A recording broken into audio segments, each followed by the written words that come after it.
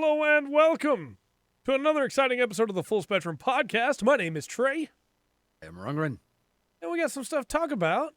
The first of which is, it's very exciting. We actually have reviews this week, Yes, we do. and we got some news and some announcements, and I'm stoked. I think there's some good stuff to talk about this week. There is.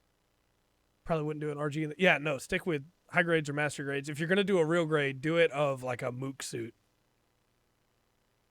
I understand for sure, Waverly. I understand. But we start every, I was about to say every, we start every podcast out with the weeks. How's that there week been, Ringry? You betcha. Holy cow. Where the crap did that come from? All right. Yerks. It's actually been pretty good. I got some work done. I've been doing some homework on DaVinci Resolve, trying to get better on the video stuff, and doing some homework on the Unreal Engine 5. Yeah. Yeah, I gotta be real careful about what I build because I don't have that great of a computer. Right. So I can't make too fancy the graphics. Might catch on fire. Right. But it just reaffirms my belief that good graphics alone can't sell a game, because there's no excuse for not having good graphics if you want them. Obviously Octopath Traveler and that, things along that line. That's a different style. But if you're going for the good graphics, that is such. I can make something look pretty. Yeah. Here after 2 days, I can make a little scene, make it look cool, make it pretty, and I can do it for a game, and I can do it for like a video thing. So having excuses or having beautiful graphics at the sake of poor gameplay, poor story is just it can't be. You can't sell a game on graphics alone anymore. It's just too easy. Yeah, I agree. And I'm not trying to take away from any of the work that people do programming and putting these in. Obviously, there is a long amount of work that goes into allowing me to do that. That makes it easy for me to do that, to make that scene or whatever. But I get that. I'm not taking anything like that. And the artistry that goes into visualizing and putting it that way. But yeah, if you're using Unreal Engine 5 to build your game, it should look beautiful. Yeah. And that should give you leeway to really work on the story and the gameplay. Yeah, I agree. I think that we're at a point where graphics they're at a plateau, and absolutely they can get better, but they get better together. It's as we move forward now, everything gets better at the same time, and it means that the rest of the crew has to really step it up, because when you look at God of War and Horizon and Elden Ring, and you look at all these different games, it's not the graphics that you're really paying attention to anymore, because you've seen that before. Yeah. Well, there's a huge channel on YouTube, Corridor Crew. Yeah. That do, they've been doing visual effects for years. Right. Which is a great channel to just binge watch. Oh, yeah. By the way, I've got some great stuff on there. Very knowledgeable in what they do. And yeah, I walk away learning something from each episode. So even the goofy ones. So good deal. But listening to them talk and going back and check of what they can do now, as opposed to what they did. I'm trying to think of. Okay. The first movie with a computer graphic animated character interacting with the real world was young Sherlock Holmes. Yeah. And it's the first one done is there's a knight jumps out of stained glass and comes out at this guy. And that was done all CGI, and they developed everything, and the amount of work and manpower and hours that went into that, was impressive. And the work came down to these two guys that just innovated. And then Corridor Crew does it, and it's tricky for them, but the trickiness is different. Yeah. They're making sure the lighting's right and getting everything. And then it's not necessarily a few clicks. They do have to do some work with it, but not near. Yeah. It's going that. So it's just I don't want it to sound like me as as a complete amateur, like knocking on professionals or anything like that. But it's seeing professionals in this going, "Hey, look what we can do now with a Right. couple of clicks," you know. I saw a little video that a guy did of him just piddling around in Unreal Engine 5. Said it took him about an hour. That looks like an actual subway station, and he literally turns the sun off, and it Hmm. becomes Silent Hill. It becomes like a Yeah, yeah, I really know what you're good talking looking. about. It looks so good, and that's what he said in there. He said, "Yeah, there's a lot more work I need to do if I want to be able to like really move around the environment and everything." He said, "But this took me an hour." Yeah, He said, if I it's put an amazing. afternoon into this, I can make a full running little set area, a full zone in a game in a couple hours. Yeah, crazy. It's nuts. It is. I remember what was it? Well, they still make it. You can still get it at the video game maker, Yeah. or you can make like the Final Fantasy type Yeah. RPG Maker. RPG maker. That's it. Yeah, Yeah. there's a fighter maker too. That thing Yeah. was. I had that for on the PlayStation. Dude, that thing was nuts. That was so Technical. hard to. Yes, yeah, because you had to. It was on the I think it's PlayStation 2, Yeah. and you had to you had to do each move for uh as you built the character. They gave you Yeah. the character model, but to make the moves and the fighting style, it was crazy, Man. absolutely crazy. So I've been messing with that, Yeah.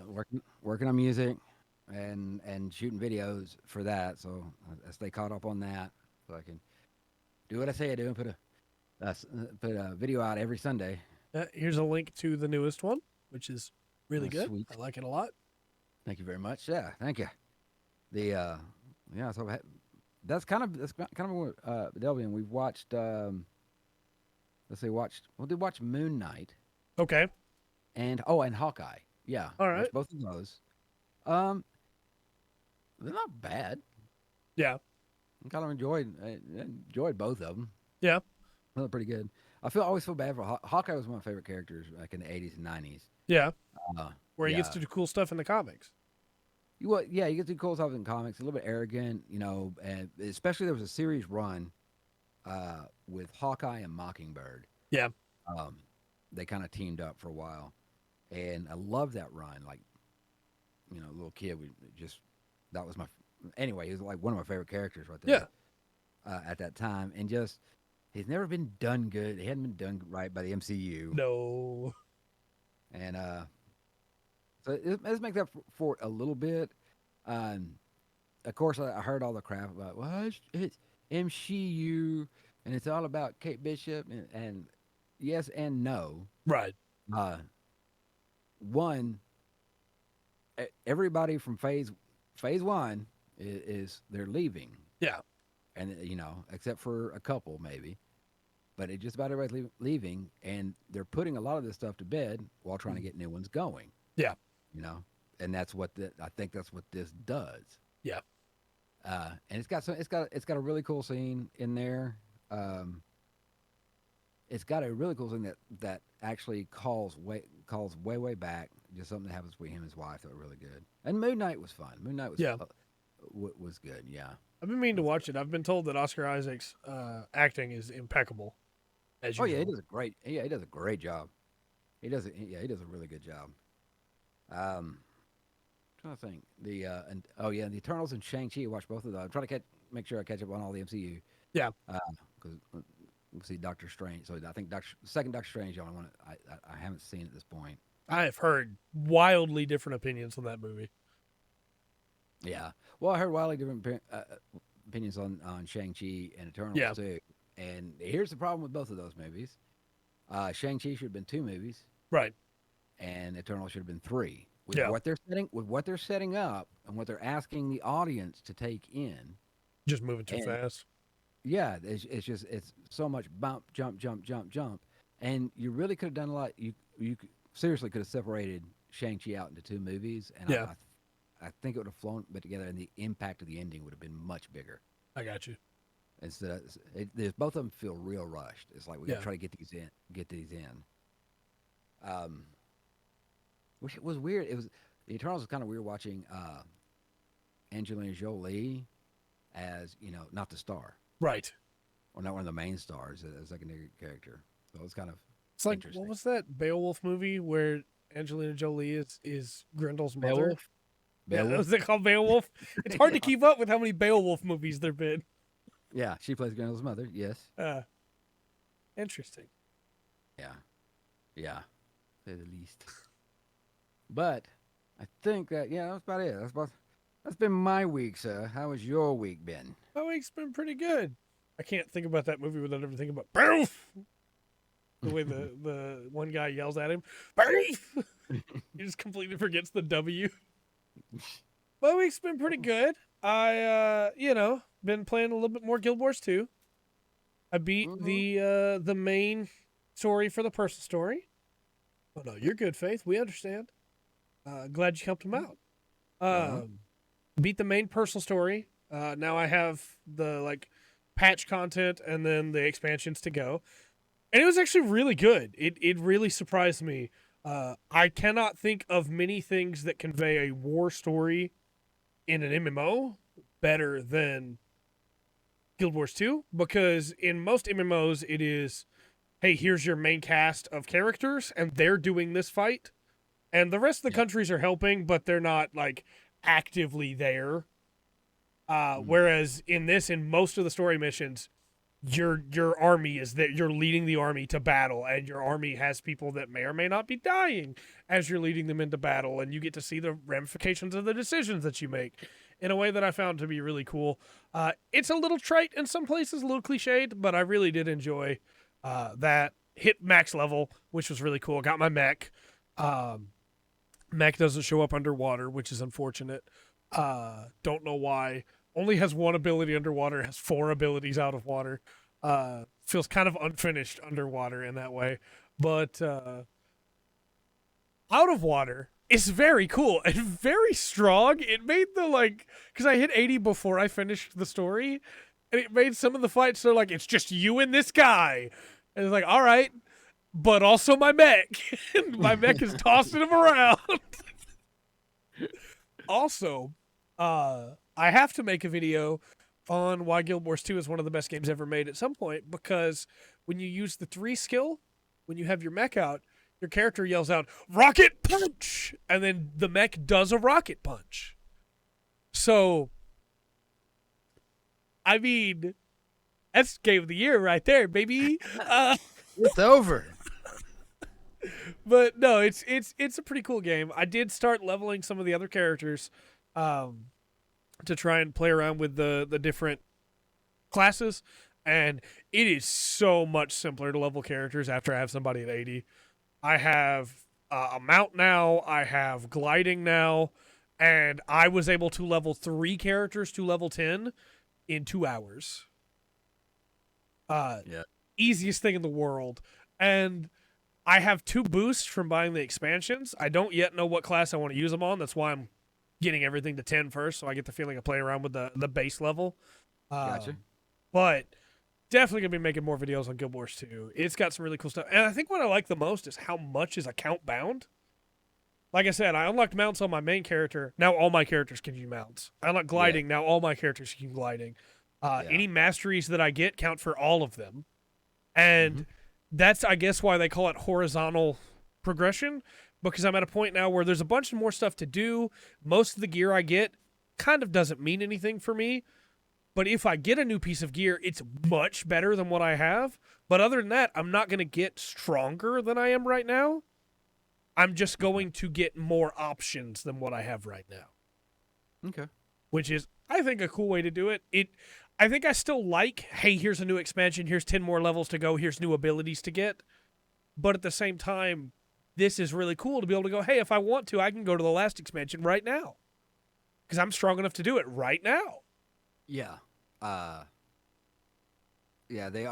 I can't remember what they call them, but yeah, there's stones are things you can get in Lotro where you can go to, like, say, level 50. Yeah. Or you can go to, I think, like 90 or 120. I think Yeah. it's got like three of them, three different areas, so you can, yeah, jump up to that. Hmm. And yeah, after you've been through it once, yeah, I kind of want to take it easy. I don't care what the game is, Yeah. you know. I might take that statement back, but rarely. Yeah. But the most of the time, so I've been through a game once. If I get start up a second character, yeah, I want to be able to enjoy the perks, or at least some of the perks that I got from Right. grinding through and going through the whole game. So yeah, I like that. My favorite account bound feature is one I don't have access to yet, but I want to, and it's legendary weapons in that game. You unlock them and they're account wide. So you get a legendary weapon, your brand new characters can glam their weapon to look like the legendary weapon, Oh, which is really cool. It's one of my least favorite things about 14 is that I've got a bunch of characters, and in 14, like if I get the relic axe and I can play that on my warrior, I can get like all the way through, get the final tier of that relic. I roll up on one of my ults, I have to get that relic again. And that was not a fun process the first time. And there are characters that I went and got relics on just because I liked the way they looked. That was like, man, I wish I hadn't done this. Is there an alternate way to get cool stuff? In Guild Wars or in 14? Yeah, either. You can get like dungeon gear, or you can get raid gear, or you can get relic gear, or you can get trial gear in 14, and all of them look different. Or you can buy them off the market board unless they're market bound. For gold. You have to, for gold with yeah. So monetary thing. In-game money, yeah. Okay. Whereas in Guild Wars 2, you can get them from fractals or from the legendaries that you unlock, or you can buy them off their trading post. Where you still buy them with in-game currency, but you can buy in-game currency in Guild Wars 2. So, theoretically, if you had the money, you could just buy it right away. But see, there's a little thing in Lotro, but you got to get to level 20 to do it, where you can start doing skirmishes. And for me, they're a lot of fun. They're but you get marks, medallions, and stuff like that, and then you can go to a certain vendor and buy the raid gear. Yeah. So you don't have to do it. So it's kind of the same thing. Right. And so you got to grind to earn it a little bit, but that's Lotro. Yeah. I understand that for sure. I guarantee you it's not as bad as the anima grind is in FF14. Do not, if you're playing FF14, worry about your anima weapon. Go for your resistance weapon, go for your relic weapon. Leave the anima weapon alone. Why would you do that to yourself? They've nerfed it 4 times. Still, leave it alone. Ring deer? Yeah, no, those deer are actually the ones that conquer the world at the end of That's time. right. That's right. Yes. Deer for the deer god? I don't know. I lost that one partway through.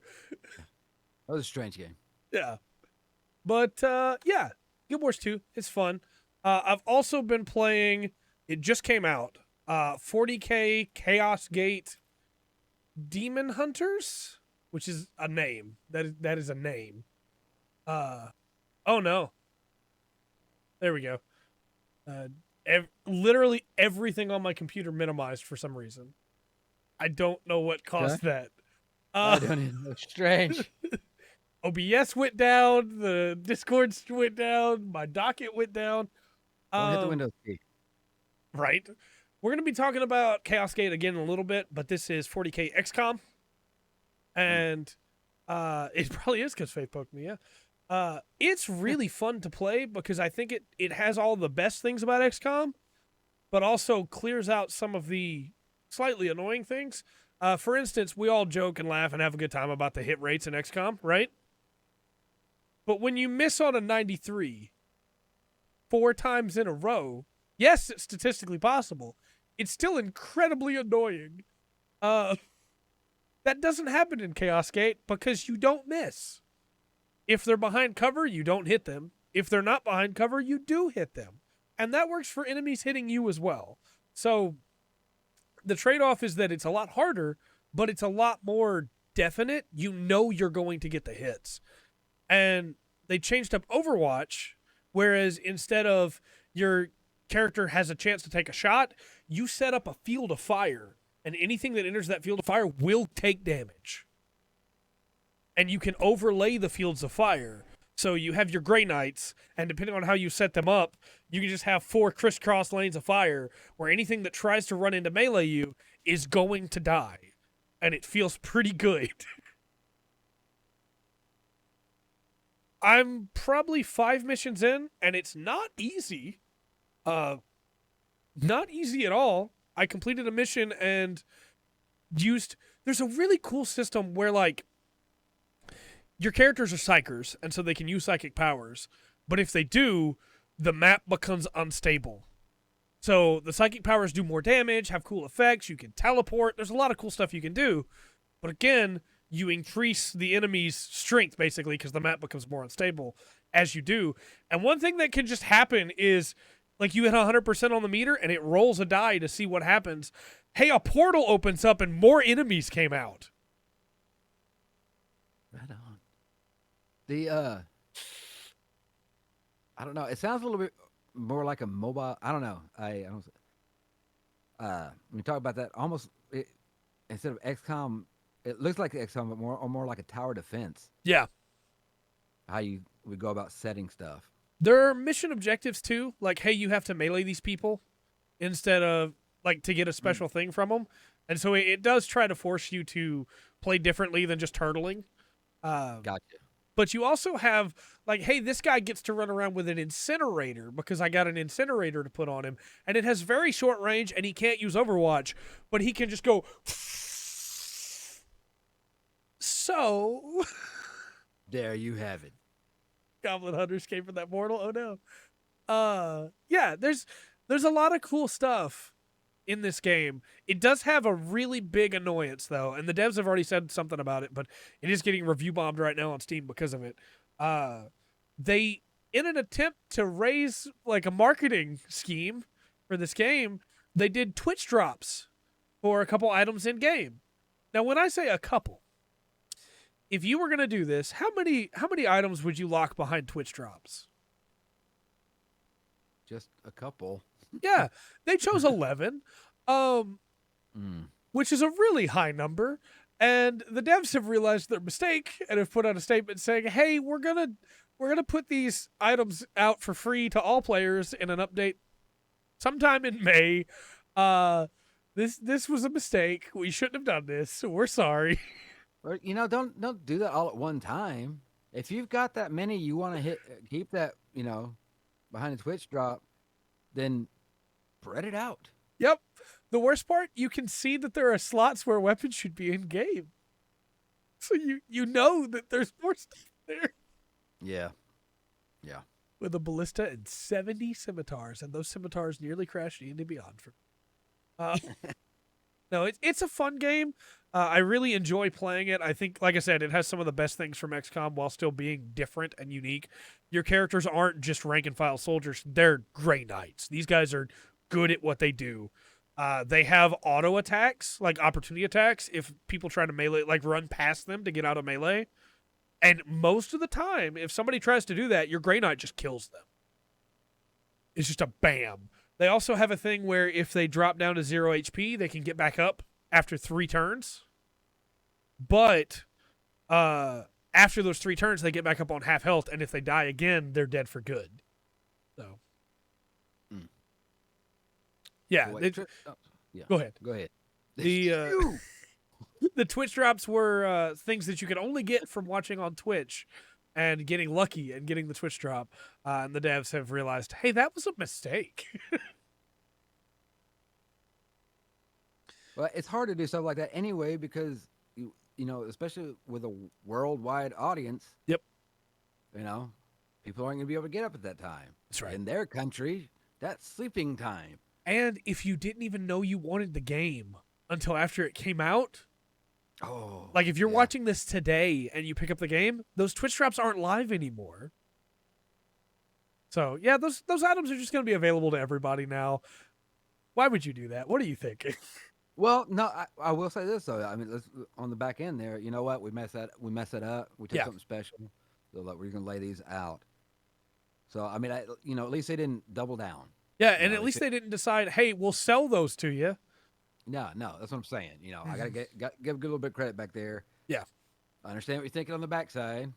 A little bit greedy, a little bit strange, Yeah. but yeah, I think they at least resolved the problem I think the so best too. way they could. The best way they could. Let me put it that way. I want to say one last thing about this before I move on to the last thing for my week, which is all the Grey Knights automatically come with names for Knights of the Round Table, which is just a nice little touch. This Yeah, is nice. Sir Ector. This is Sir Rugen. This is, Sir Yolanthus. And it's just like, yeah. Yeah. So that's a nice touch. Although now I have two Sir Yolandhuses. Like, they both have a different first name. So maybe they just take those names. I'm not super familiar with Grey Knights. That's a last name. Yeah. So, It's a family name. yeah, they're brothers. And the last thing I want to talk about is pretty weird. It's Sobote Must Be Destroyed. And this is a manga that was recommended to me sometime back, and I did not listen at the time.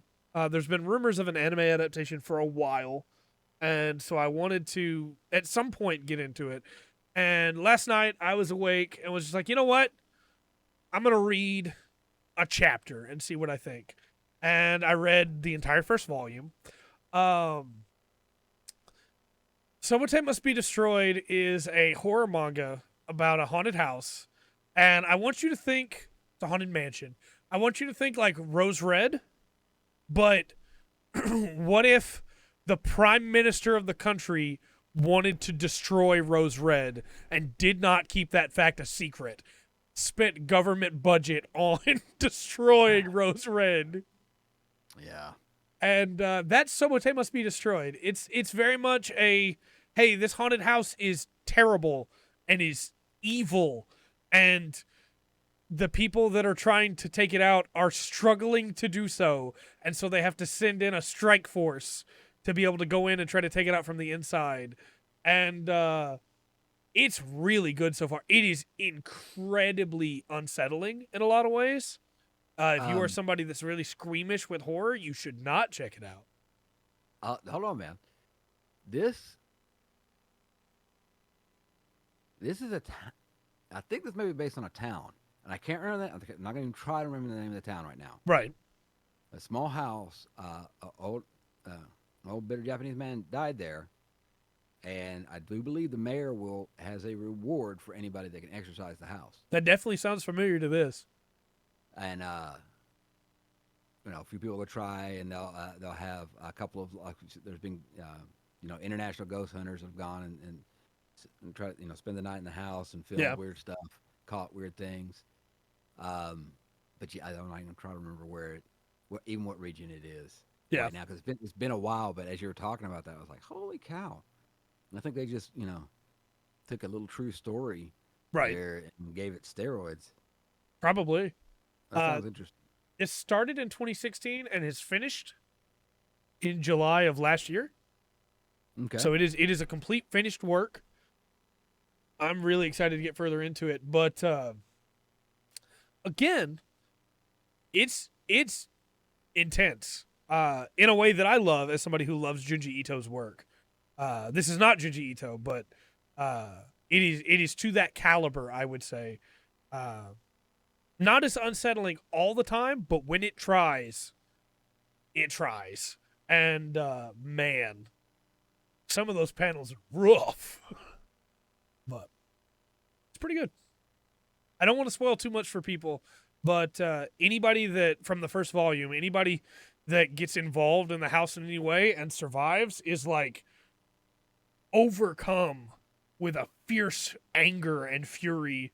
And the phrase "Sobote must be destroyed" is used while they are overcome with this anger. And as somebody who loves extreme facial expressions in manga, this series is not letting me down. So right on. I'll try to find I'll try to find that story. Yeah, for sure. And check out Dead Tube. Is that pretty good, Dark? Sobote must be pretty good. So, the Japanese name is Sobote Kawasubeshi. Anybody who's looking for it, that. I do not know if it's officially released or not. I could not tell you. I guess I could tell you if I check on Amazon real quick. Let me check on Amazon. Amazon. Gore horror manga. Okay. Anybody that likes horror manga and has not yet read Uzumaki absolutely should. It is not on Amazon. There you go. But that's been my week. Very interesting stuff. Okay. Let's get into, like YouTube, but for killing. Well. Yeah. Well. Let's get into reviews. All right. We've got reviews. We're going to start off with Chaosgate Daemonhunters. I hate writing this name out, by the way. I had to do it for the first impressions video because the name is so complicated. It's like Warhammer 40k : Chaosgate, all one word, hyphen, Daemonhunters instead of Daemonhunters. Yes. Well, that's how you know when it's extra evil. You get the extra vowel up front. That's right. Right there. That's right. So, as I've just talked about, this is a 40k game that plays like XCOM with some cool different features. You play as canines, Grey Knights. You don't play as dogs. You kill demons. I don't blame you. Sobote is pretty good. You kill demons, and that's your big thing, is killing demons. What do you think the critic average score is going to be? Much lower than your score, so I am going to. I want to go with 70. The ice cream? 74. Okay. All right, 74. Yeah. One. Do we have boss music this week? No, I don't have anything hooked up. We're going to work on that. Okay. Yeah. We have the axe. Yeah. I'll bring it close and keep myself behind it so that hopefully you can see it. There we go. Looking good. It said we could go. We had an 81, an 86, and a 92, and the score is 83. Oh, okay. ACG says bye. Okay. PC Gamer says a layered and engaging space opera that triumphs both on and off the battlefield. We did. We danced all around it. Sixth Axis says Warhammer 40k Chaosgate Daemonhunters. They put Chaosgate as two separate words. By the way, it's not. It's one word. They're wrong. It's a great take on the turn-based strategy genre, encouraging front-foot combat with a strike force of empowered Grey Knights at your disposal. It takes a while to get going. The situations and enemies you encounter lack a bit of variety, but this is an accomplished effort that's easy to recommend to fans of Warhammer 40k and XCOM alike. Okay. So, not really sure what front-foot combat. I guess just get into melee, but you don't have to. You have flamethrowers and heavy bolters. And, I don't know. Eternity.gur says tactical turn-based strategy games and Warhammer 40k fans will surely love Warhammer 40k Chaosgate Daemonhunters. Now I've been saving this one for you. I want to read this one for you. Wait. That was all that review? Yep, that was it. Okay. That was it. That was like just the start of a review. Let me explain. Never mind. Okay, so go ahead. I want to read this one to you, and then I want you to tell me how many buzzwords I just threw at you. Where so many games in the Warhammer universe feel generic and uninspired, Daemonhunters manages to give us a game with tight tactical combat, a decent story, and a careful balance that is challenging but not punishing. The Emperor demands you pick up this game. 9. Yeah. I get what you're going for with tight tactical combat. I do. Give me a little bit of what that means. Explain to me my options. I almost counted that as 1. Yeah. But... Give me something about A decent story, okay? What kind of story? Like, what are we talking about? Is it careful balance that is challenging but not punishing? What kind of balance? What are we talking about here? Yeah. I could literally put any other name in front of that review and you'd believe me. In fact, if I said where so many games in the Lord of the Rings universe feel generic and uninspired, Lord of the Rings Online manages to give us a game with tight tactical combat, a decent story, and a careful balance that is challenging but not punishing. Sauron demands you pick up this game. Well, if you read me that, I would know you hadn't played it, first of all. From that review, it just no. you gotta make your blurbs individual to the game at least. Don't just like, come on. With all that said, Warrior 9. Oh, never mind. what do you think of the critics' recommended score? What do you think that's gonna be? Oh, you know, I'm gonna say 74 again. I feel Okay. 74. Oh, dang! People jumping in quick. 86, 88. Then we could go. That's heresy. The score is 100%. Really? Which boggles my mind because don't get me wrong, I think this game is very good. None of those reviews made me think that. Do they just want to seem cool for playing a Warhammer game now that Henry Cavill has? I don't know. It's not the same thing, man. I don't know. I feel like none of those reviews were like, "Hey, this is an incredible game that you absolutely should play if you like tactical games. If you just like action games, this is 100% a game you should play." Yeah, this is why no one trusts anywhere. Yeah, exactly. Because, like, That's again, one of these. none of this brings up the problems with the Twitch drops. None of this brings up problems with performance that happened the first couple of days of launch that have been fixed, thankfully, but still. Yeah. I mean, I can't think of a game. I don't know, man. It's going to be hard. Really, think about it. What's it going to take for you to 100% recommend a game for someone? I'm going to have to know the person. Yeah. For me to 100% recommend a game for somebody, I'm pretty much going to have to know the person. I just have to throw this out here to chat. Dark, you say that. All I've ran into so far is Nurgle, but if Slanesh is in this game, there absolutely are tits in this game. I don't know that for a fact, but I will update you later.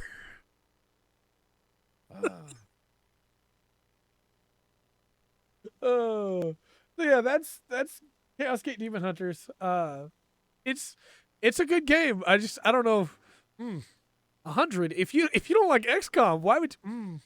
Yeah, if you don't, I don't know, because going back to what you were talking about through the weeks, a lot of your excitement comes with lore. Yeah. You know, it feels good to get to tell a Grey Knight, go shoulder check that Blightwalker or Poxwalker. Right. I'm saying you're excited about. If you don't know that lore, is this game going to be that exciting for you? Right. Otherwise, what is going on here? You know. Look, if you've never seen, I love Lord of the Rings Online. Right. Yeah. Well known, but if I ask somebody, have you seen the movies? No. Have you read the books? No. Don't worry about it. You know, if you see those and like them, you're gonna like the game. But there are MMOs that are there to be played if you don't know anything about stories. Exactly. XCOM exists if you want to play an XCOM like, and don't know anything about the lore, don't care about the lore. But I will say again, it feels good to shoulder check a Poxwalker. I understand. And watch it literally explode. Next up is a weird one. This is Salt and Sacrifice. Didn't and I we say just a watch weird this one. Gundam episode? We did, yeah, the Salt episode. Oh. I say it's a weird one because Salt and Sanctuary was a pretty popular, like, niche game for a while and kind of fell off the radar. You don't really see people talk about it anymore. And Salt and Sacrifice is the sequel, but hasn't really been marketed at all. It pops up every once in a while, and then you just don't ever hear about it again, you know? Maybe that's the algorithm. I don't know. Maybe it's popping up for the people that, played it and posted it and all that good stuff. I don't know. It's kind of, which if that's the case, it's another sad thing. Yeah. But for anybody who doesn't know, Salt and Sacrifice is a 2D Souls-like that plays a little bit like a Souls and a little bit like a Metroidvania. I say a little bit like one, but it kind of takes half and half of the other two. It's got the Souls mechanic of you drop stuff when you die and you have to go get it from checkpoints, but it's got Metroidvanias in that you unlock abilities that you can go back and do other things in. It has a really interesting mechanic where the checkpoints can be upgraded to give you different features, but you can only upgrade them one way for each checkpoint, and there's multiple different ways you can take. So there is some cool stuff about it, but I dropped off Salt and Sanctuary pretty hard myself. I don't feel like the Souls formula translates super well to 2D, because some enemies you can roll through and some you can't, and you don't know until you try. Yeah. But that's a me thing, I'm sure there's lots of people that love it. What do you think the score is going to be for Salt and Sacrifice for the critic average score? 82. Okay. 82.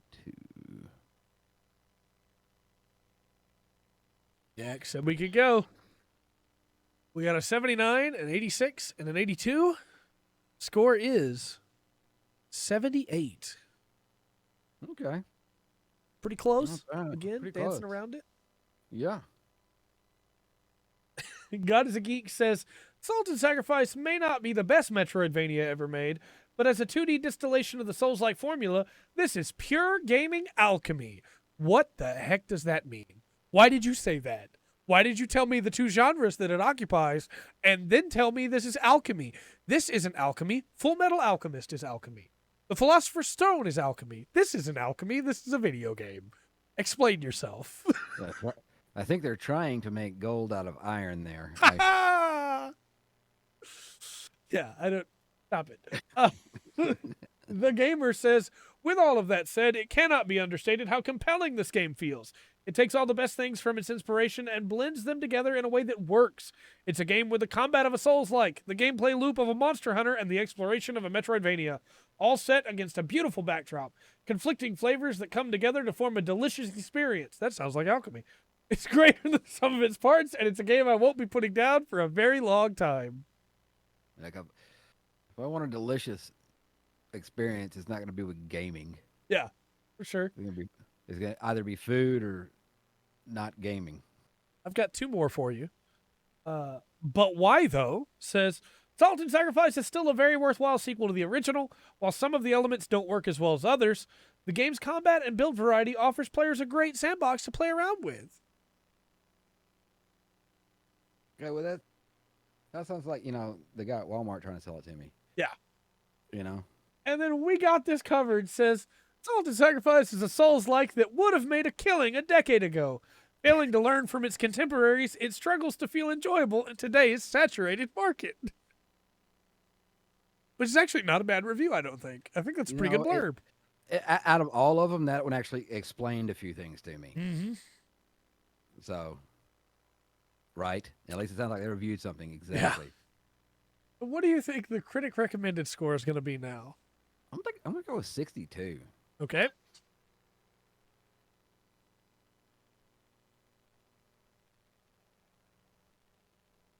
$62 from you, 72 from Faith. The score is 64. All right. 86 from I Waverly. didn't think it would be. Yeah, I didn't think it would be. Yeah, I didn't think they'd like it that much. And my question is, why does it have so many 8s if you're not recommending it? And that's why we read both, because some people are liars. Yeah. And finally, we have a game with an interesting name. We have Eiyuden Chronicle Rising. Nope. I spelled that right. There we go. Funnily, I didn't trip on Eiyuden. I tripped on Chronicle. I don't know. It almost sounds like like some neckbeard fantasy porn that he's trying to start. Right.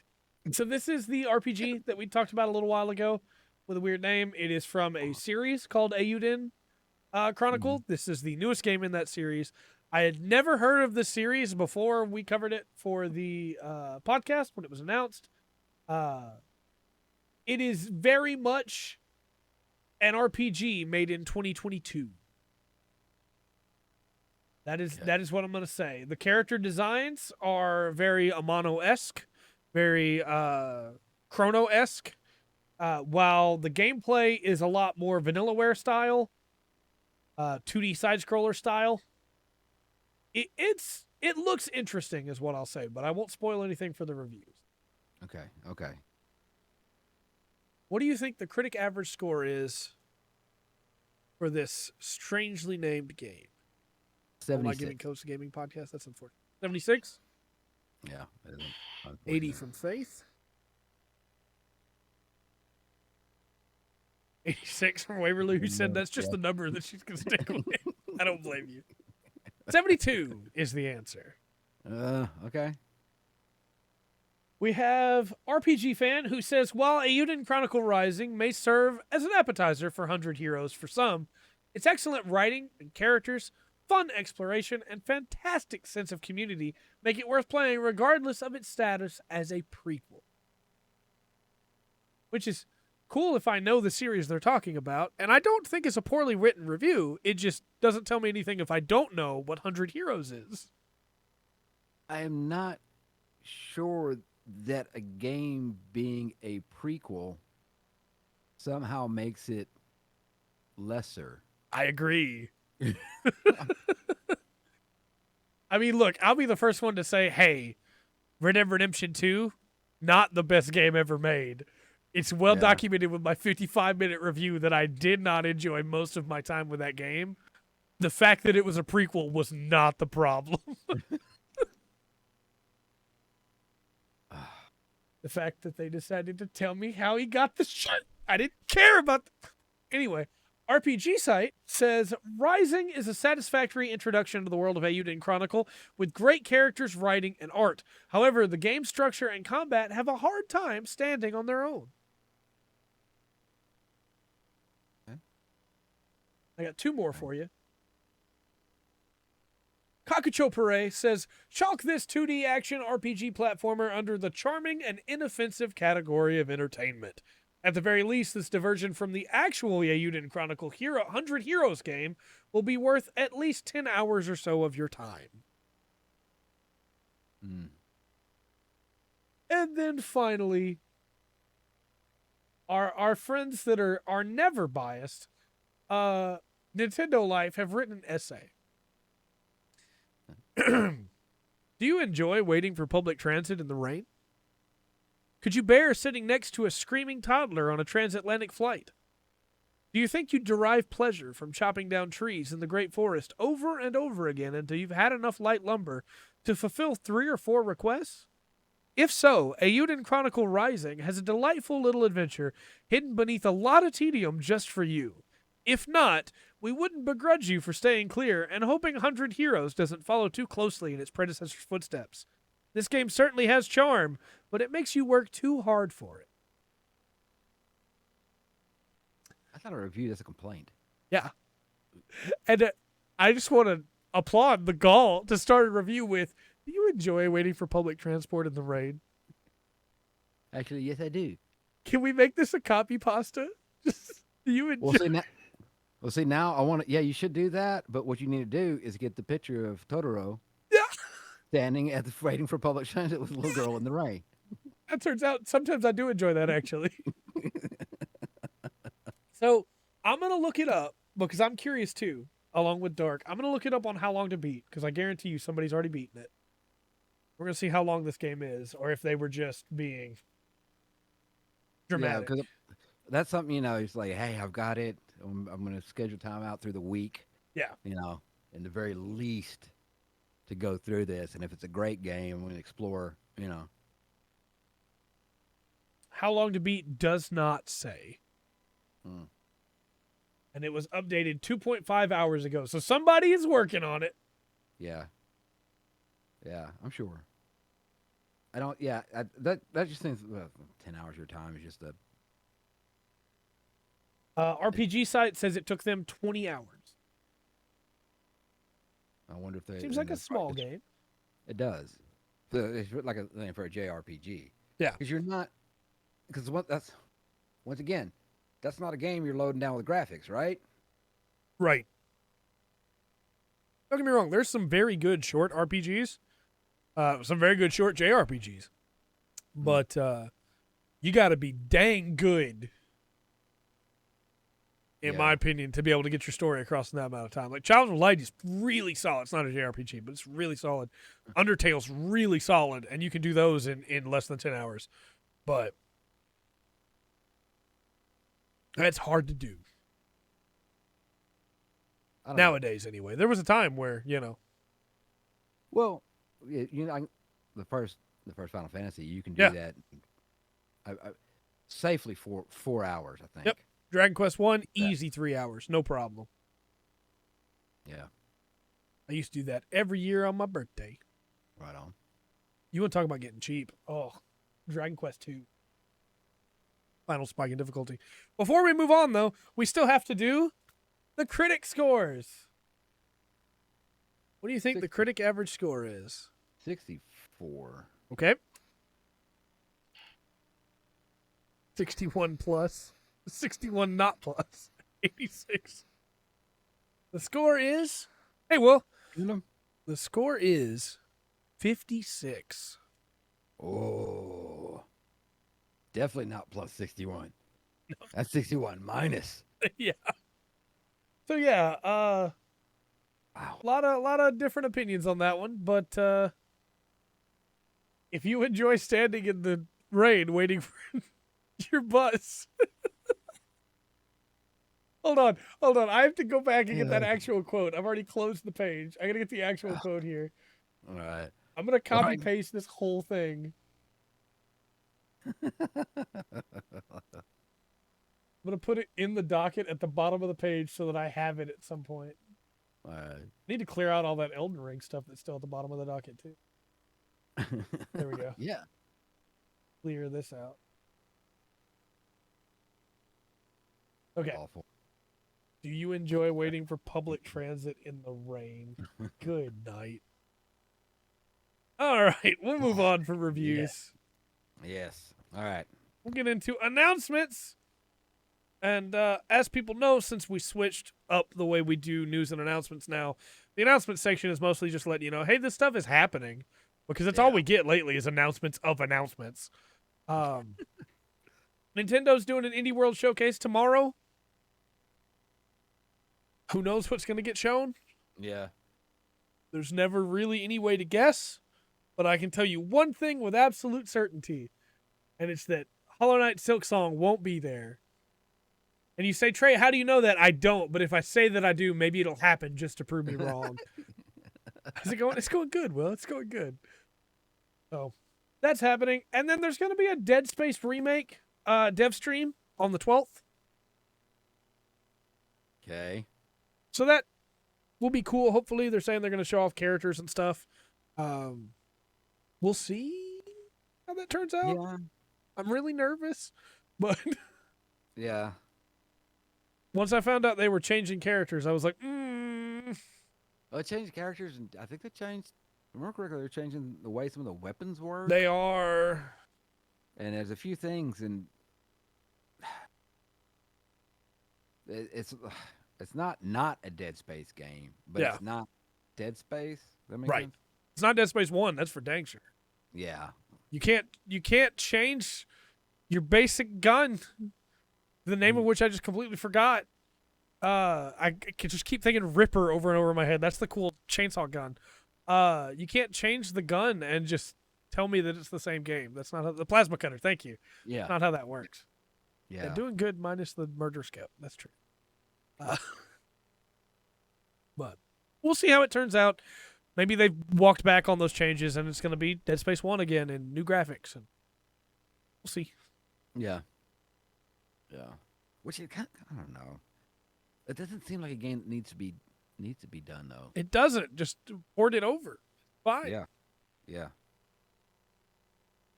We'll see. Reminder too, it's not the original team working on this. This is a whole new team. It worked out so well for the GTA games. Yeah, and for Duke Nukem. Uh, Oh. Duke Nukem Forever was great.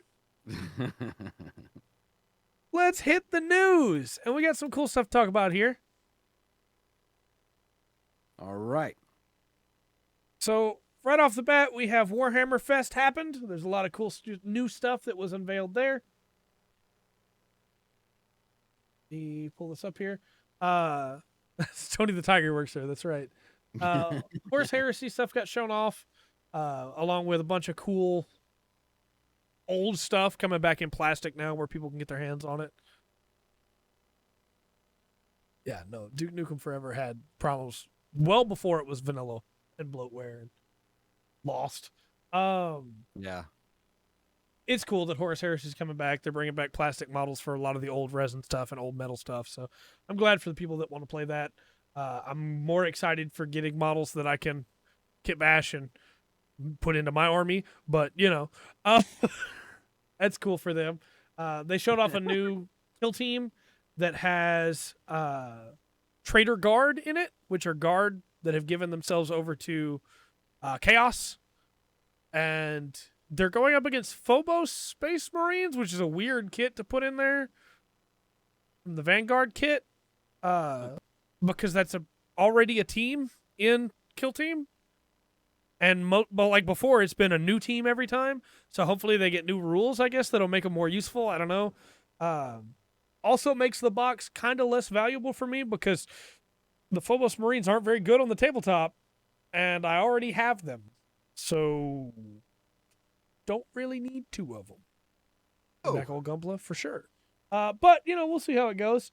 The Middle Earth strategy game added Bjornings.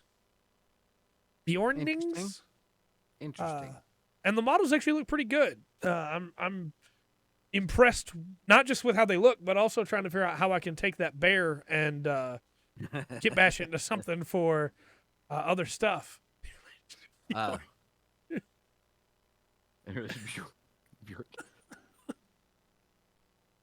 kind of thinking about getting into Tyranids soon because I haven't built a Tyranids kill team yet, and I could probably make that bear a really sick looking Carnifex with some Tyranids legs. As long as it's not a day of, then we'll be all right. Necromunda got some squats added to it, which also means that your old squat models will be good in Necromunda now, so that's cool. Warcry got some new stuff, including a really sick looking Centaur man that makes me wish I played Warcry. Age of Sigmar got some new Skavens, some new rat people. That's cool. And they got some new elves, some new Sylvaneth, as well as getting like some new handbooks that should make it a little bit easier to play. They got a new Minotaur Warlord. A lot of cool stuff there. And then 40K got new Chaos Space Marine stuff that include like Possessed that are half taken over by Chaos that look really cool. And the League of Votann have bikes. They're space dwarves on bikes that have grav repulsors on them. And that's cool. At the end of the day, that's kind of cool. I'm sorry, biker mice from Mars just popped in my head. I don't know why. That's fair. We also found out they're making a codex just for World Eaters. If you're somebody that likes to go to the table and yell blood for the blood god, skulls for the skull throne, you're getting your own codex now, and that's cool. Hopefully a lot of cool stuff coming from that. So. And then we got new chapter improve, which added a bunch of cool stuff. The big thing that I wanted to touch on here is that up until this point, if you wanted the points changes officially, and this is pretty scummy before, I'm glad they're changing it now. If you wanted the points changes officially, you had to buy the chapter approved books, which gave new missions. That's where the points updates were at. Most people didn't do that. Most people just waited till they'd been put online and just downloaded the PDF of it. But as of this newest book, the points changes are free on their website now, which they should have been a long time ago. So thanks for that. That's cool. Glad you finally did that, because I'm going to be honest, I've never bought a chapter approved book, and I wasn't going to start. Sorry. $20 for a book with points changes and new missions in it when I don't need the book to know what the new missions are. I can just look them up. Is not great. So Glad the points changes are free now. That's awesome. So, yeah, that's the 40K minute here on the podcast. Nice. Lots of cool stuff coming out. The Chaos books and the new Chaos models are all coming out soon. So if you're somebody that likes Chaos, you got a lot of cool stuff coming. I like Chaos. I'm not a Chaos player, but Chaos is cool. They get spikes on their models. We don't get those. Well, My space vampires just like to eat people. They don't get spikes. they have spikes on their teeth. I mean, they don't like to eat people. They don't eat people. What do you mean? They're not vampires. They're loyal servants of the Imperium. They do what they're told. They definitely don't eat people. Come on, man. They do have spikes on their teeth, though. You're right. That's why I want to collect Tyranids, because they're just giant space bugs that like to eat everything. Like there is no good and evil when it comes to Tyranids. There's no good, bad, right, wrong. It's just, hey, we survive by eating all of you. You're our prey. We're just animals that happen to be way stronger than you. You know what? Dark, I never thought of it that way, but I collect the Space Marines that eat people and the bugs that eat people, so later, Will. Huh. Well, let's move on to the next topic. Xbox server outages have led to some rather confusing DRM discussions. So, let's talk about what happened here. A couple days ago, on the 6th, Xbox servers had a major outage. And this outage led to some issues. People couldn't download games, obviously. Mm-hmm. People were going onto the store and seeing games that they purchased no longer said that they were purchased anymore and could be purchased again. Yeah. Which is a huge issue. And if you were trying to launch games, sometimes you just couldn't launch them because it would tell you weren't online. Now, Or you were the owner of the, yeah, or not the owner of the game. What's really weird about this is the Xbox no longer has always online DRM. But because of an error that was making it where it wasn't pinging the server to let the server know you own the game, it has led to people thinking the Xbox still has online-only DRM. And that whole wave of controversy has come back again. Well, it's not only the Xbox because there's so many subscriptions. Adobe, Yeah, right? It's not a gaming thing. That's a doing visual pictures in there. for sure.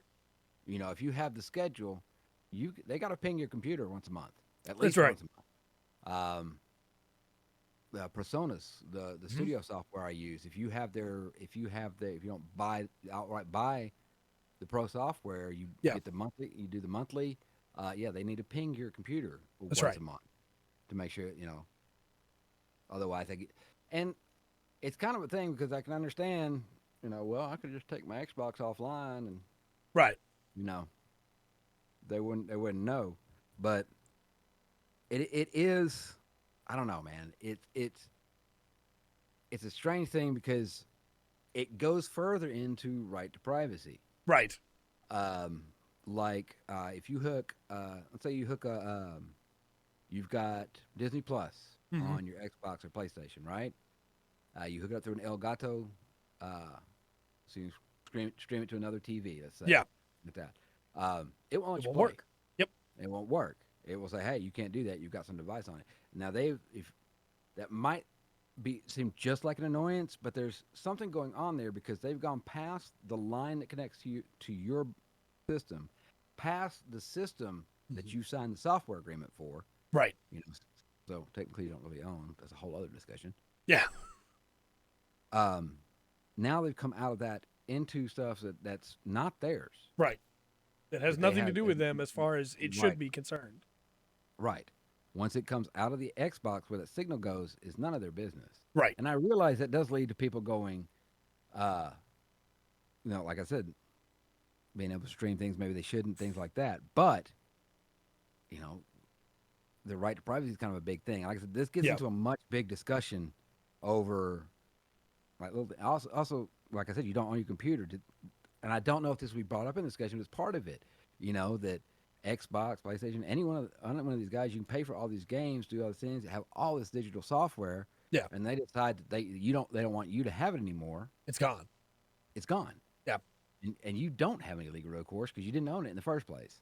I saw a So lot of people. Oh, I didn't mean to cut you off there. I'm sorry. I just say it goes beyond the DRM discussion. Yeah, it does. And I'm afraid the people that are stuck on that part of it Right. are a few years behind on what the discussion needs to be. It also started like console war fights again, where I saw people like, well, just play on PC.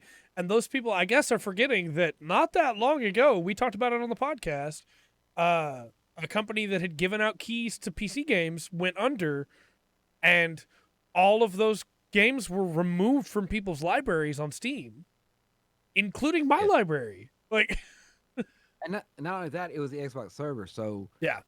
the PC issue is not relevant. Right. It's not because you're still going through the Xbox server to play your games on PC. Yes. If you're streaming them through there. And I guarantee people have problems there. I'm sure. Saturday, the 7th, the Xbox support team had said that they had resolved the issue, but it came back, and they're not sure exactly at the time as to what caused it, but Microsoft has said they know and are fixing it, and will be putting out an update that will make sure it doesn't happen again. Whether they actually know or just saying they know to make people feel better, who knows, right? But they went from, hey, we don't know, to, hey, we know in less than a day. So maybe they found it. Maybe they're just trying to make sure people don't sell their Xboxes. But well, but the modern gaming industry, though, man, your servers are your heart and soul of your business. yes. So I guarantee you when they're like, servers down, we're gonna have trouble with this. They all hands on deck. We're gonna get back to that in a little bit with a different company. Yeah. No, it was a big problem, obviously, and the message that would come up is really annoying too, and I understand why people got mad, because the message that would come up is, for this game, you need to be online. Just like, but this game is an offline game. What do you mean? And that's where it gets really weird to me, is that that's the message that used to come up when the Xbox One first launched. And so it's like, why did you not change that message?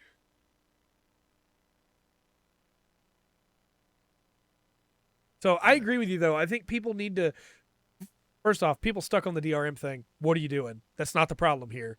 And then stuck on the console war thing. Seriously, it's 2022. What are you doing?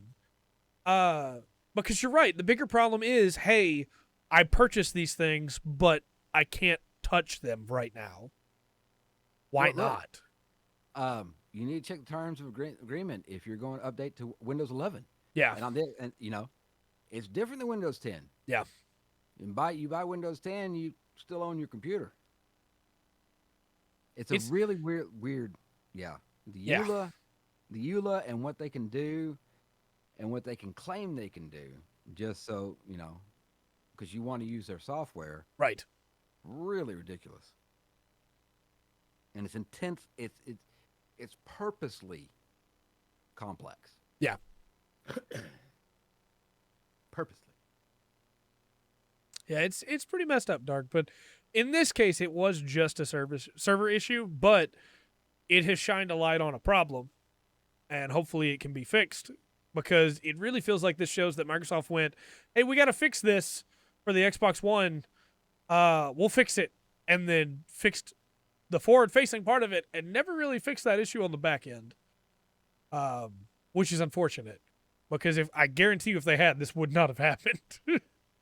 At least the message would have been different and people would have looked at it differently. But as you said, the real issue is, hey, what do you actually have the rights to when you purchase a game? Buy the Well, console. it wasn't digital only. That's the problem, Dark. Because games aren't digital only anymore, even when you buy them physical.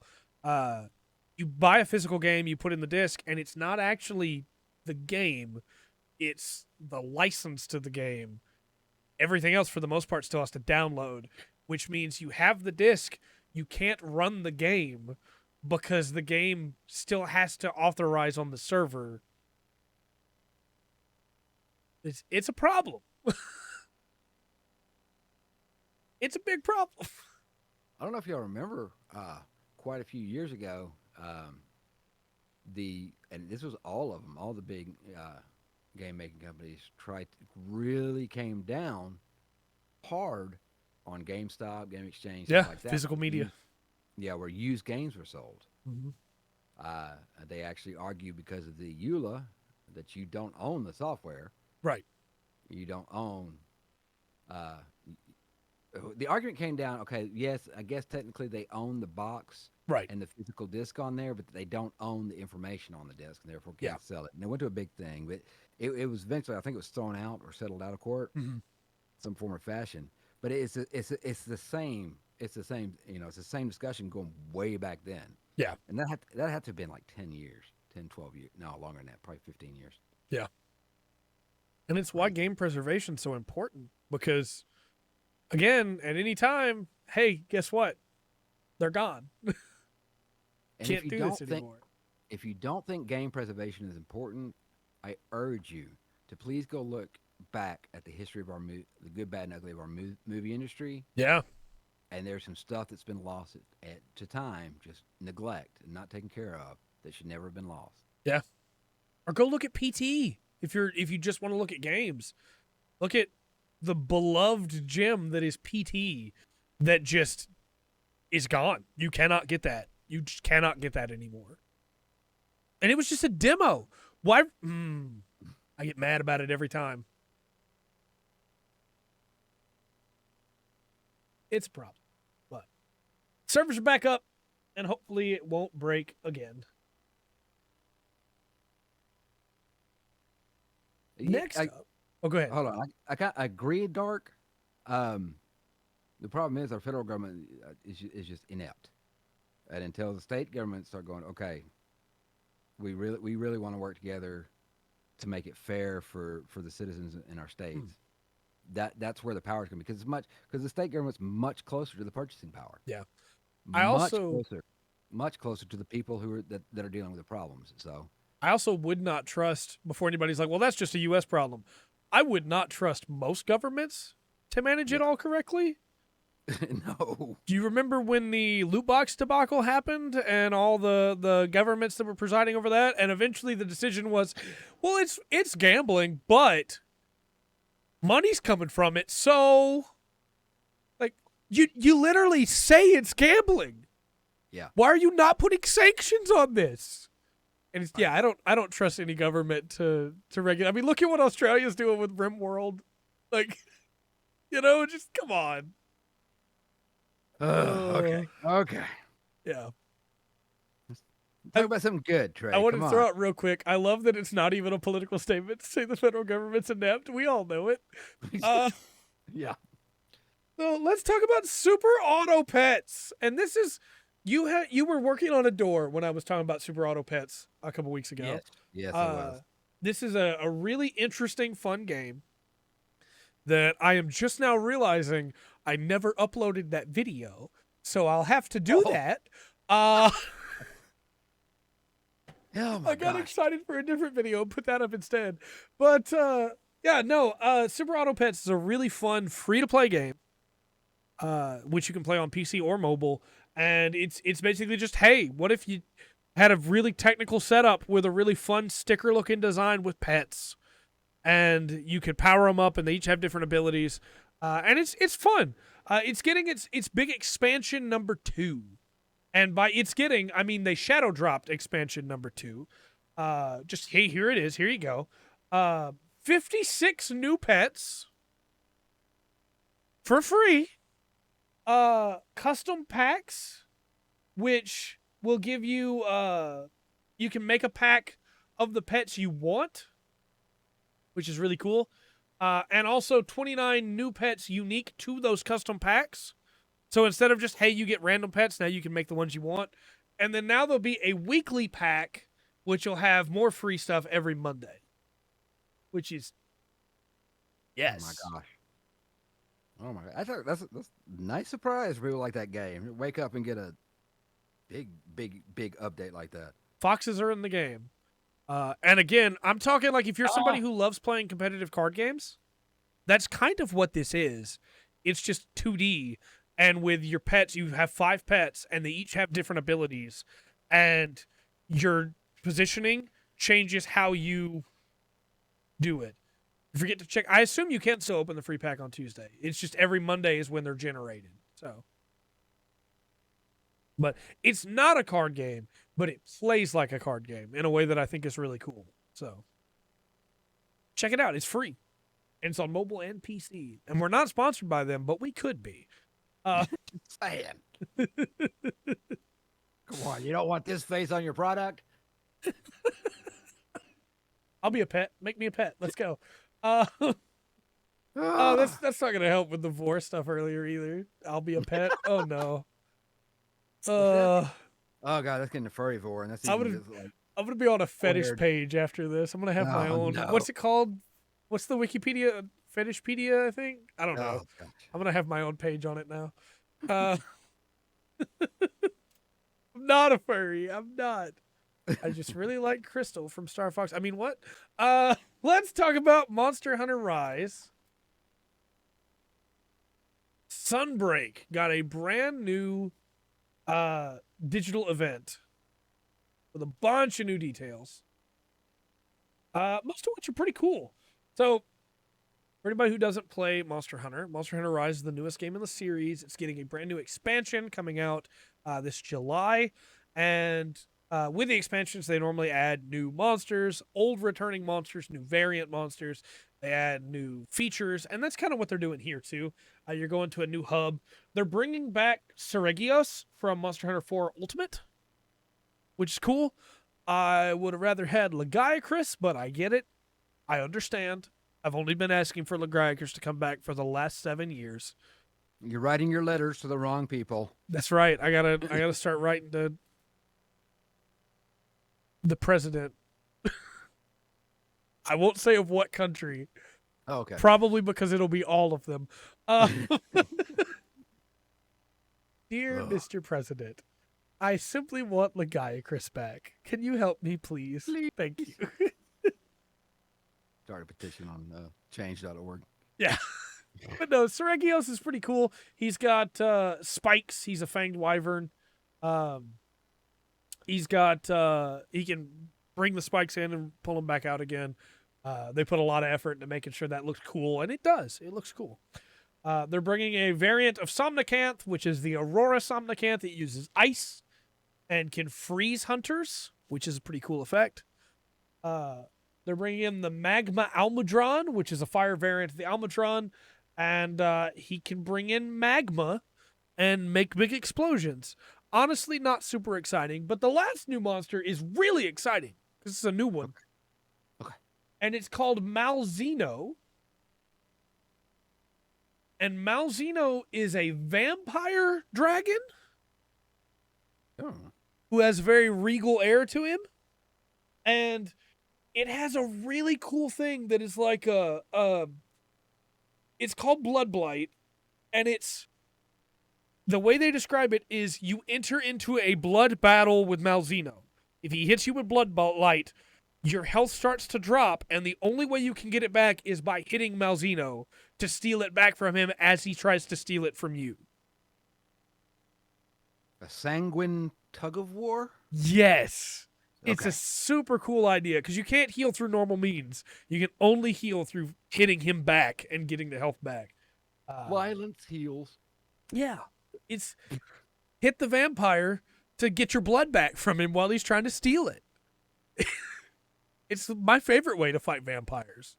Which I think is a legitimate reason to strike something. If strike a vampire, if it's trying to, don't just randomly go hit vampires. Yeah, no, if they're they're trying to steal your blood, yeah, steal it back. steal it back. So yeah, Malzeno looks cool. He's got a really cool like regal position he can take up where he pulls his wings in and looks like a vampire in a coffin. And for a dragon to be able to look like a vampire, that's pretty good. They put a lot of work into that. God bless you. Thank you. I'm gonna sneeze again too, but they didn't hear it. Oh, do it again. There we go. Yeah, They're sure, also man. adding follower quests, which are, hey, we added a bunch of cool NPCs in these games and people like them. Do you want to go hunting with them in single player personal hunts that give you more information about them?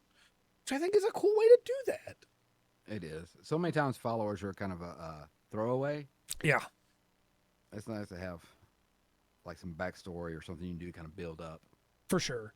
And these have their own unique weapons, armors, fighting styles, voice lines. And the followers will be people like Hinoa and Minato and many others, including new characters from Sunbreak, which is pretty cool. By far, I need to blow my nose real quick, but But by far, by far the coolest feature, though, is the new skill swap. So in Monster Hunter Rise, you can equip these different skills, and you have a set of skills that you can use, and they're called switch skills, and they're really cool and let you do a lot of really cool stuff. There's a lot of them, and you don't have enough slots to take them all, and Sunbreak is adding even more that look really sick. So they're adding in a way for you to switch them mid-hunt, not by going back to your tent like I expected, but by just toggling an item and you switch to your other set of switch skills. And as if that wasn't great enough already, yeah. they added a dodge called Switch Evade that lets you do it while you're dodging. And because these switch skills let you combo out of dodges, you can use a switch skill, switch evade, and use the next switch skill that you just switched into as part of the switch, as part of the dodge. Dang. That's going to be really fun to do. Yeah. Sounds like it get broken really quick though. Yep, I'm sure. I'm looking forward to all of the incredible videos of people doing crazy stuff. But yeah, it looks pretty cool. Again, it's coming out in July. They've got a new Switch Pro controller coming for it, a new set of amiibo, you know. But I'm stoked. Another $80 controller. Yeah, right. It's just I like Monster Hunter. I'm excited for this. I've actually been wanting to play Rise again, and it's like, but I could just wait for the new stuff. It always goes like that. Always. It does. It does. And then the last thing we have to talk about tonight, news-wise anyway, is the Dark Soul PC servers, which are still down. You remember we reported on this not that long ago. Yeah. Dark Soul PC servers had to be taken down for Dark Souls 1, 2, and 3 because of a bug that allowed people to backdoor hack into other people's computers and steal their personal information. Yes. Servers have now been down for 107 days. Nuts. Which is a long time. Yeah. They're still selling these games. Ugh. Yeah, that's not good. Dark Souls 3 is getting review bombed on Steam. Which is, you know, how players can protest. Yeah. It's one of the few alleys they can really do anything with, because emailing companies not going to do any good. No. And for anybody who's like, well, this doesn't really affect it unless you just like to play PvP, the multiplayer servers are not just for PvP. That's the servers you play on when you get interaction with other players. Your messages, your summons. Mm-hmm. That's a big part of these games. And it's just being ignored. And as somebody who Dark Souls 1 is Was for a very long time my favorite game of all time. Trails in the Sky Second Chapter is just recently taken over. Dark Souls 1's still my second favorite game of all time. Knowing that if I went to play it on my preferred platform, I wouldn't get the message interaction is a bummer. That's part of what makes that game, you know? Yeah. That's kind of sad. It's a good question, Dark, and I wish I could give you an answer because company's been completely silent on it for the last 107 days. See that is my biggest thing that bugs me. We had Lotro servers went down the other day. Yeah. Okay. Almost lost Landrel, and that's the server I play on. Oh no. All my stuff, right? Now Lotro players, there wasn't a player, developer, nobody expected this many people to start playing again. Yeah. Which is a good thing. Yeah, for sure. But we could check in. If you're a Lotro player, you could check in the forums and get updates. And when you logged in the game, it was like, hey, these servers are now fixed. These ones are going. You know, you had the information. Right. Checking it out, I don't know if anybody in that little bitty team, 40-something people, slept that day. Slept over that weekend. But like I said, they gave information. It's aggravating. Yeah. But they kept in touch with their players, let them know what was going on, reset some stuff, and when they got it back up, and they didn't hide anything either. Like I said, they almost lost Landreval. Right. And that's a pretty good server. Mm-hmm. You know, like I said, it's one I play on. And they didn't like, oh, we had technical difficulties. No, it's like, look, our players know, you know, our servers are old. Yeah. You know, and all that. And it's just the radio silence for me is what bugs me the most. Yeah. Let your players know. It's not that you can do it. There's so many ways to do it. You can do it on Twitter. Yeah. You know, you don't have to send an email list. You can do it on Twitter. Well, just let them know you're working on it. Let them know that you give a dang. You know? Also, it's just sad. It would be one thing if they just didn't say anything, but in that time, they've shipped Elden Ring and had multiple patches to Elden Ring.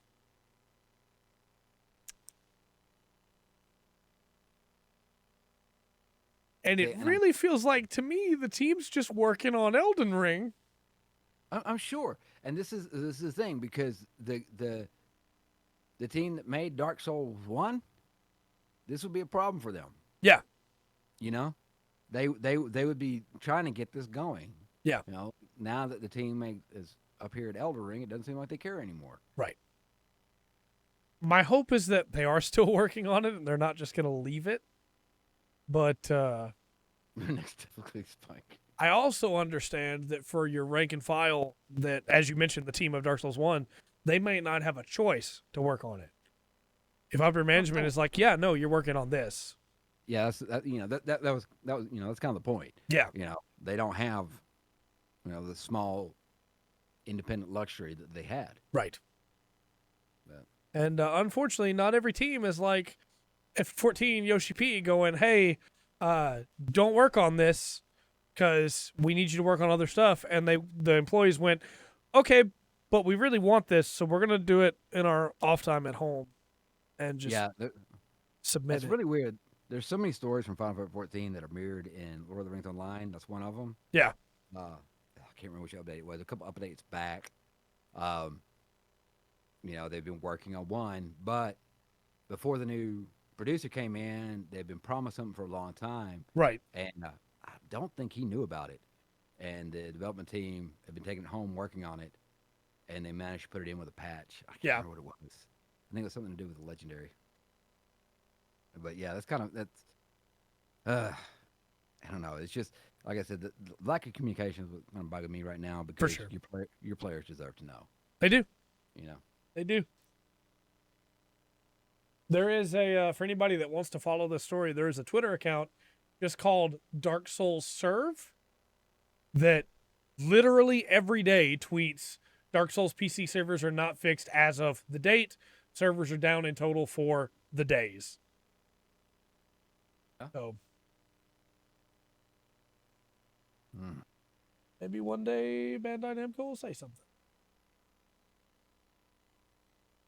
But ending on that depressing news, let's talk about Rundgren's Corner. Let's say happy birthday to Yu Suzuki. He was the Oh. creator of Virtua Fighter, and it's his birthday. I'm sure he's watching, so happy birthday. Sure. Yeah, what's that? And found an interesting story. That I don't know what to make of it. So Okay. we'll put this out. Okay, so apparently, creepy, nightmarish-looking dolls covered in barnacles that grow out of their eyes are washing up on the Texas shore. So, this is according to researchers who survey the area for sea life. Nobody knows where the dolls come from, but in the area along the Mission Aransas Reserve, they've been collecting these scary figures along this 40-mile stretch of coastline. My name is Jace Tunnell. Is the director of Mission Aransas Reserve for the University of Texas Marine Science Institute. Brought this story to the Fort Worth Star Telegram. They survey the coast for sea turtles and other marine mammals, but they keep coming across these dolls. He says, we're actually doing scientific work, but the dolls are a perk. Researchers comb the coastline. They go from North Padre Island up to Matagorda, so you can see the area it was if you want to look it up on Google Maps. They do it twice a week. They collect debris, pick up junk, things like that. And of course, there's never know what you're going to find. Right. This. But up twice a month, they find these dolls. A lot of times, like I said, the barnacles growing out their eyes. It's bizarre. The reserve has collected 30 dolls. Now, this is going to get interesting to me, okay? So we're missing arms, legs, like I said, algae growing out the eyes and mouth, barnacles, stuff like that. Some have been chewed on. But they started posting these on their Facebook page, and it generated quite a following. The first figure, actually, though, discovered by researchers was actually a sex doll. And so they posted the image online, and somebody bought its head for $35. He said so they donated that $35 to the Sea Turtle program. So he started selling these dolls at a yearly fundraising auction. Basically, he doesn't care what the people do with them. But all the funds made from these weird dolls found on the beach go to the Sea Turtle program. Of course. Down there. His last comment was, "Hey, there's a lot of nightmares out there." So if you're in the market for a disturbing doll that is washed up on the shore with barnacles growing out of its mouth and eyes, yes, somebody bought that. $35. I guess they. Yes, you did. That's what I said. Not in the market for one of those. In fact, it's horrifying as a mental image. Yeah. I'm gonna be honest with you. You and I have known each other for many years. If I showed up to your house to do a podcast and there was a creepy doll sitting there with barnacles for eyes, I would just leave. I don't. Yeah. I don't know. It's got this Innsmouth. It does Feel to me. Yeah. No, I'm telling you, if I showed up to work that day and I got on the beach and that doll is just sitting there, no arms, no legs, I'm not showing up tomorrow. I'm leaving. I'm probably skipping the country. Look, I'm glad they're getting funding for the Sea Turtle program. Me too. But holy cow. Oh, that's awful. Oh. But yeah, so I thought I had to share that today. Yeah, that's very interesting timing while I'm reading Sobote Must Be Destroyed. Oh, yeah. There was a couple that, yes, while you were talking about that, I was like, well, I picked a good news story. Yeah. Oh, man. Ooh. Look, yeah. All I'm saying is, I can't remember his name right now, but it's the guy who wrote the Portal song. He made a song called Creepy Doll that is, just... No. I have very slight automatonophobia, and dolls don't normally trigger it, but I say slight. There are things that Jonathan Colton, that's it. There are absolutely things that do trigger it, like weeping angel statues. Dolls don't normally trigger it, but every once in a while I'll see one and just go, I swear that thing moved. I know it did. And I'm probably right. You can't prove I'm not. Right. So, yeah. Anyway, let's stop talking about creepy dolls. Let's talk about plugs. Okay. It is a fantastic. All right. I'd have a plug this week. Okay. Steve in a blender. Okay. Yes, he is trying to get his. He's only got like 3 videos out. Trying to get his music channel going. To put out some interesting. He's got interesting sound. I really like it. He's if I got the story right from talking to him, he played guitar for a while, wasn't getting anywhere. He started taking some guitar lessons and really got music theory. Okay. Kind of got the hang of it. And so he's put out. He didn't have. I think he's got 3 subscribers. I think on the 3rd one. So go Very give nice. him, if you hear this, go give him a subscribe. Urge him on a little bit. Let him know where you heard about him. Cool. And, yeah, help him out a little bit. See if he can go. I think he should do some more music, and it's encouraging. Yeah. Like, he didn't quite have the 19 subscribers that I have on my music channel, but but no, I think he's got some good stuff. I think he's got an interesting sound. Yeah. And he can do something with it. So yeah, That's awesome. Go give him some love. Awesome. Just throw out real quick for the chat. Yes, please give me biblically accurate angel statues. Oh God, that would be incredible and would 100% trigger my automatonophobia. Especially because I would, whether the statue said it or not, I would hear "Be not afraid" in my mind, and I would be very afraid. Like, yeah, easy for you to say, eyeballs. Gosh. Oh, I'm gonna plug your newest song, which I'm gonna share a link to. Thank you. Really like the effect on that. It's really good, really cool. Thank you. Yeah, for sure. It's making good stuff, man. Doing good stuff there. And then I'm gonna plug me after I plugged you. I'm gonna plug this Guild Wars 2 stuff. It's the Guild Wars 2 videos are doing pretty good on the channel. But I'm really enjoying the game, and I'm really loving this idea of, hey, I make a first impressions on a game, and then I come back at intervals as I'm working my way through it and give my thoughts on it. And at the end, obviously, I'll do a big wrap-up video. And I kind of want to do it on other stuff. So we'll see how that goes after this, because I think, especially like the niche communities, that like, hey, when I make a video and people go, this is cool, good luck, hope you enjoy it, it makes me want to do more. Yeah. You know? Absolutely. So I want to point out something. If you think about the way you thought about angels, if you never saw a biblical angel, the way society presents to you angels, and then you find out the biblical angel, by somebody that actually decided to read the thing. And that right there is a perfect allegory for how most people know most of what they know. that's very true. They see it like the little cherubs or the cool Archangel Michael from the, but that's not, if you actually go look. Yeah. I'll say the Bible on that, but God's everything. That's kind of how people in their knowledge act. Yeah. So. For sure. Might be a little bit controversial, but think about that. I agree. I want to pull up a picture here, but these are all obviously just drawings, artistry, and I don't have permission to use these, so I'm finding one from Reddit that's been publicly shared, which is not quite the one I was looking for, but if it's been publicly shared, then it's okay. I'm gonna show you this. This is the one.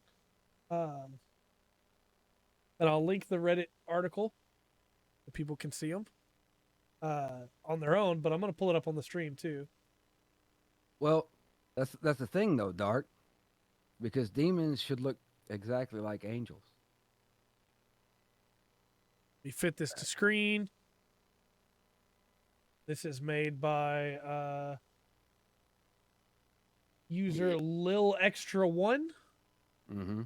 Not quite the one I was looking for, but this one is not gonna get us accused of stealing art. So, and Yeah. it looks really cool. Yeah, it looks really cool. And obviously that's Ezekiel, one type of angel. Right. Mentioned. I don't know. That's not the one from Ezekiel. Yeah, it is. That's Mhm. the one from. It's not the wheels of eyes. Yeah. Well, it's not the four faces either. That's why I got. Yeah. Again, Yeah. I don't like stealing art. Yeah. There's a lot of cool stuff you can look up if you want to look. It's very cool. That was a very cool picture, by the way. Oh, we don't have time. I could, yeah. We'll go time it did because there 3 levels and all kinds of stuff. When you get into the Judeo-Christian, like the mythology and stuff, I could talk. Yeah. I could talk, but The wheel one is my favorite. The wheels of eyes layered on top of each other. Because obviously it is. I'm a huge fan of H.P. Lovecraft. Why wouldn't that be my favorite one? It is amazing in its incoherentness while still being somehow coherent. yeah, Of course you're going to be afraid if one of those shows up in front of you. You know, like yeah, Yeah. exactly. so. Ugh. But yeah, we got more stuff coming, you know. I just keep quiet because I'll start ranting. I'll start going to rant. Yeah, no, I understand. Yeah, look forward to Rundgren stuff coming up on Rumble every week, or on YouTube now too. That was a knee jerk plug. Here's a link to his YouTube channel. You can go sub to him over there, and that stuff comes up on Sundays. Yes, it does. And then, stuff's going to continue to come up for the channel. Got more Guild Wars content coming. Got a Super Auto Pets video coming. There's some good stuff still coming, you know? Dark, those are so sick. Yeah. Look up more pictures of biblically accurate angels if you want to. I'm afraid my body's just starting to react on its own. Yeah. I'm fine. I'm just on the ground for a second. Don't worry about it. I just fell over just for other reasons, not because you showed up in front of me.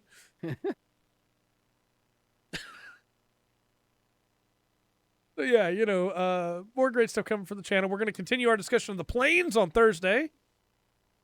Mm-hmm. Yeah, I actually could talk about individual planes, going stuff. Build my drink. I think we'll get to talk about one of my. Oh. No. Whoops. We get to talk about one of my favorite. We have. I think about it. We haven't talked about the Beastlands ever. Yeah. And I like that one. So that'll be some fun Thursday talking about the different planes and things like that. We're gonna get into the individual ones too. So Yeah. stoked. Yes. And then of course we'll be back next week, talk about some more news. We got games coming out again now, so there'll be more reviews. And yeah. If you're enjoying the podcast and you're watching on YouTube and you missed out on the pre-show or being able to comment in the chat, you can check out the description to get a link to the Twitch page. We stream every Tuesday and Thursday at 7 p.m. Central. So you can check us out there and be able to join in the chat and have a great time. If you're watching on Twitch and you want to be able to see the other cool stuff that we make, you can follow on to the YouTube page, which is at the bottom of the page, to get to the regular page, or you can click the link in the chat to be able to get to Rundgren's page, and there's cool stuff going up on both. We have Instagram that I haven't put anything on because I haven't painted anything other than terrain. We have Twitter that I don't really use, but I have my personal Twitter if you want to check me out there. And, we just have cool stuff coming. Bedrock. Twitch. Yeah, lots of cool stuff coming up. So I was going to say keep your peepers pointed, but you know what? Let's just close. Until next time, I've been Trey. I've been Rundgren. We've been the Full Spectrum Podcast. Remember to always enjoy the full spectrum that life has to offer.